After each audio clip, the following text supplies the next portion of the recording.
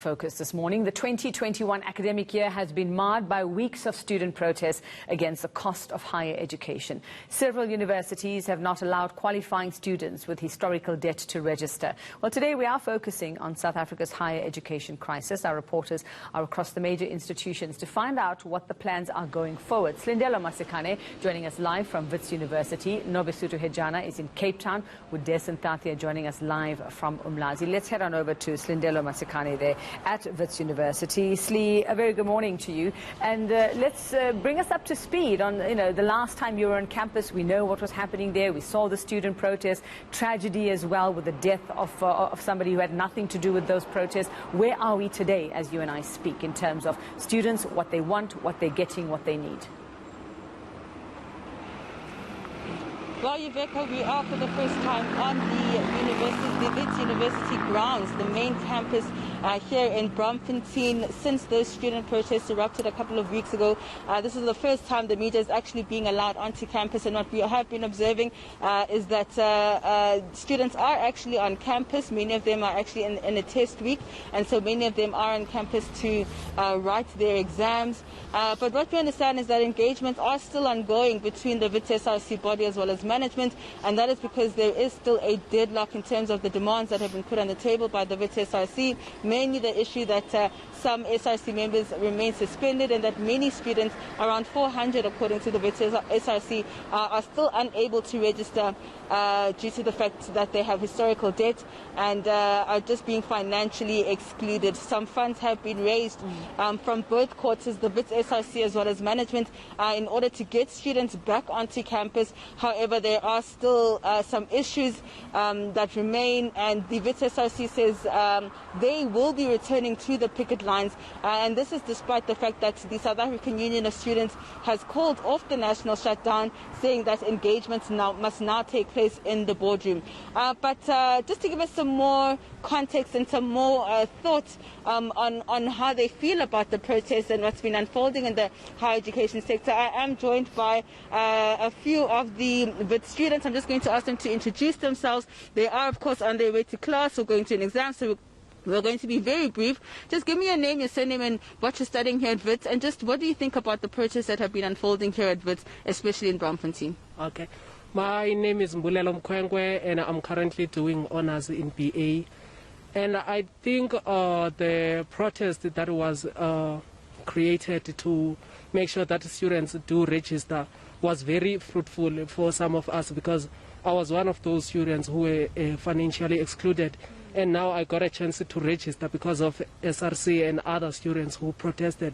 So I feel like it was very beneficial for some of us, and I wish it can continue for some of those students who didn't manage to register. And I hate it when politicians say that Jacob Zuma did a wrong thing when he announced the free education. There was nothing wrong about that. We deserve free education. He had to announce that free education, and then all they needed to do is to implicate it and make sure that, okay, it's happening. And I think some of the students are not going to get the opportunities because they are not given that opportunity to go study, even though they got A's, because I was one of those students who got A's, but I was unable to register. So there are some of those I know, and they still not registered. So it's a very sad story, but I would like to congratulate SRC for fighting so much for some of us, and thank you very much for doing that. And I hope some of the universities here in South Africa would see that, okay, there is a need for free education for some of us. Thank you very much.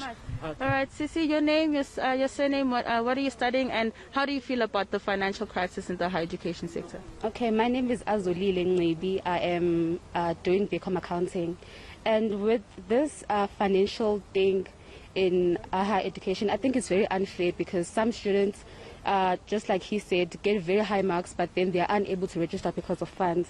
And student financial aids like NSFAS, they don't have money to support these students, because most of the money is used by politicians to maintain their luxurious lifestyles. So I think it's very unfair for these students that they are unable to continue with their education because of financial crisis. Oh, wow. All right, Rebecca, I have two more students here with me as well. Please introduce yourself and what are you studying and how do you feel about the fact that some students can't come to school because of financial exclusion or historical debt? Hello, my name is Munyai Runel. I'm studying BSc General, but this year I'm majoring in apes. So I also had that problem. I remember in January I couldn't register because NSFAS had not yet paid my debt for last year. I was owing school money. I felt heartbroken because I had worked hard to pass, but I couldn't continue with school. But after they started striking, I could register, and now I'm doing my second year. I'm so grateful. Honestly, I'm grateful to the SRC students. I feel like they help us a lot. Honestly, I'm grateful for the strike. It did help us a lot, and now I'll continue with my studies. Oh, wow. How do you feel? Just introduce yourself. Did you participate in the strikes? Did you benefit from the strikes? Hello, my name is Lesedi Siku. I'm studying BSc General in my second year. I think it was very fruitful that they did that because many of students would be excluded from the school. And then as for like right now, I think it would be wise if they give the ones that registered some opportunity, like they should set separate exams for them that are special for them because already they've been left behind, like 2 weeks, 3 weeks left behind. So I think it would be much more fair if like they set special assessments for them. All right, thank you so much, ladies. Thank you so much. Yuveka, that is just some of the thoughts from the students on the ground and from a few that you've heard from here. They've benefited from some of the protest action that's taken place and are very, very grateful. And various issues at play, various factors, and also promises that were made years ago as well. But let's head on over now to Durban.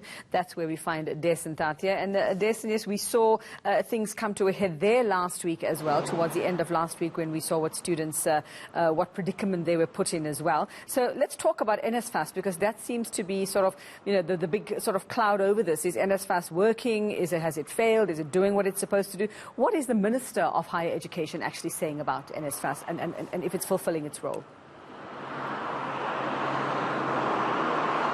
Certainly, we really saw some chaotic scenes here at the Nobesuthu University of Technology last week. Unfortunately, it's a lot quieter now, but that doesn't mean that the issues are necessarily resolved.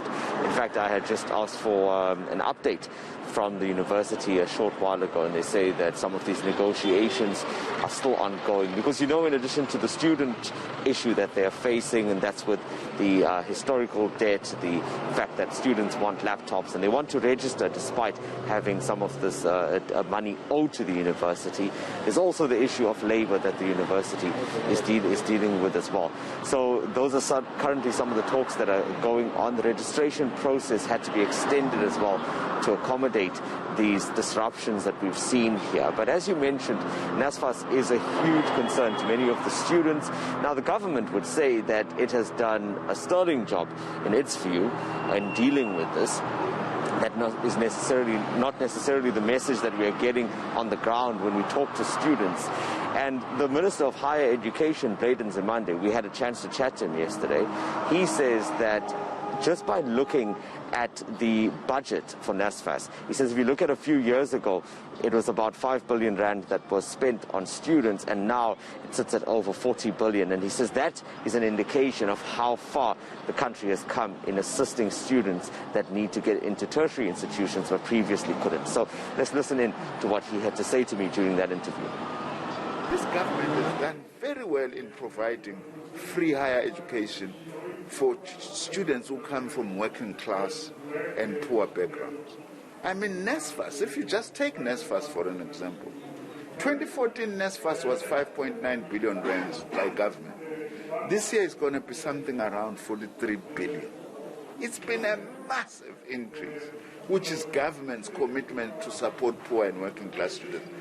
Most of these students, they are the first generation to actually be at college or at university, and they would not have seen a door of a college or a university without the support of government.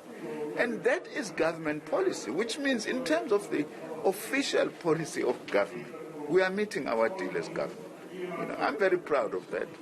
Of course, there are other categories of students who do not qualify for NSFAS, but they come also from families that are not wealthy. That's one of the issues that I am looking at now, which Cabinet has said, come and suggest how can that issue be addressed.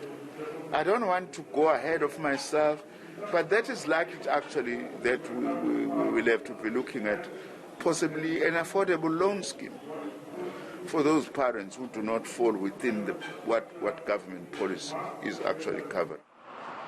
Well, Dasen, you know, it's one thing just to be able to find the money to register, to find the money for books, to find the money to actually get to class. The other issue, the big one, is student accommodation, because a lot of many thousands, if not millions of students actually come from far, they leave their homes and they need somewhere to stay, let alone just to actually get into a classroom. So what is government's plan? Has it outlined any kind of plan for student accommodation? You're right, Viveka. I mean, the funding issue is just one side of the coin. You heard there at the end of the minister's bite, he was saying that they're looking at potentially having a loan scheme, but that also then opens up another can of worms around how those monies have to be repaid. But you know, that's a discussion that is yet to be had. Another big issue with the student accommodation question that you've just raised is the safety. We've seen so many stories, particularly here in Durban. We've seen students that have come from afar. They're put up at these residences, some of them approved by the particular institutions, others not so much, because there's not any space for them at these university-approved accommodations, and they find themselves in a difficult predicament and having huge safety concerns. There are robberies that take place. There are some of these places that are not fit to be inhabited by humans. We've seen people come forward. I've personally had students that have messaged me and showed me pictures of what some of these places look like. So that's certainly something on government's radar now if the higher education minister is anything to go by. This is what he had to say about that and their current predicament with student accommodation. This issue of student accommodation is a priority issue.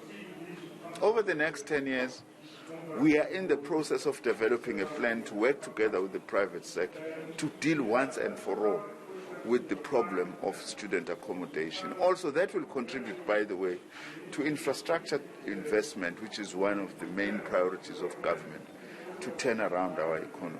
There's also that issue of the irregular expenditure of NSFAS as well, which should also be a priority. Well, it depends on what you are talking about on a regular expenditure of NSFAS, because if you are talking about the issue that there was no gazetting that was done for spending government money, yes, it's categorized as irregular expenditure, but there is no corruption. That was just an administrative lapse. For money that will be spent, there needs to be a government gazette. I'm taking up that matter with my senior management, because as far as I'm concerned, senior management should have ensured that that actually gets done. So it was lack of doing a necessary administrative legal act, not that there's actually been corruption in the use of that money. Not at all. We will catch up with Nobesuthu Hejana a little later on. She's in Cape Town over higher education. Let's take you